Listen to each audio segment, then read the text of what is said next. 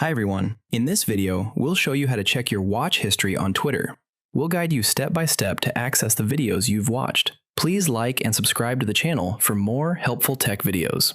First, open the Twitter or X app on your phone. Tap on your profile icon in the top corner to open the menu. From there, scroll down and select Settings and Privacy. Now go into Your Account. Inside this section, look for the option called Download an Archive of your data and tap on it. You may be redirected to a browser where you'll need to sign into your account again for security reasons. After logging in, you might be asked to verify your identity using a code sent to your email or phone number. Complete the verification process to continue. Once you're inside, you'll see an option called Request Archive. Tap on it to start the process. Twitter will now prepare a file that includes your account data, including your watch history. This process can take some time, sometimes up to 24 hours or more. Once your archive is ready, you'll receive a notification or email with a download link. After downloading the file to your device, open your Files app and go to the Downloads folder. Open the archive file, and inside, you'll be able to browse your data, including videos you've watched and other activity history.